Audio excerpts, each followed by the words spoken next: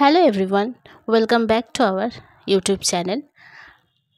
মাছের তেলে বিভিন্ন রকম প্রিপারেশন করে আমরা খাই, তারই মধ্যে আজকে শেয়ার করতে চলেছি একটা রেসিপি, মাছের তেলের বড়া।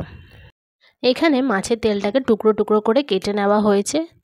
তেলের মধ্যে দিয়ে দেওয়া হয়েছে পেঁয়াজ কুচি, স্বাদ অনুযায়ী নুন, হলুদ গুঁড়ো, শুকনো লঙ্কার গুঁড়ো, জিরে গুঁড়ো, ধনে গুঁড়ো, কিছুটা পরিমাণে বেসন, আর দিয়ে দেওয়া হচ্ছে আদা বাটা, রসুন বাটা।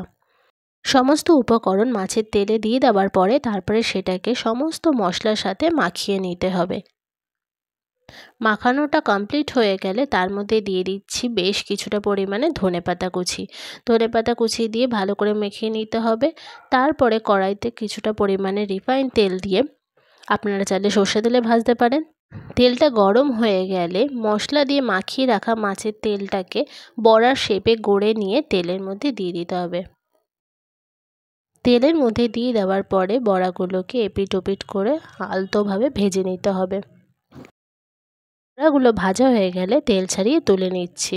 ভিডিওটি ভালো লাগলে অবশ্যই like, share, comment and subscribe করবেন। Thank you.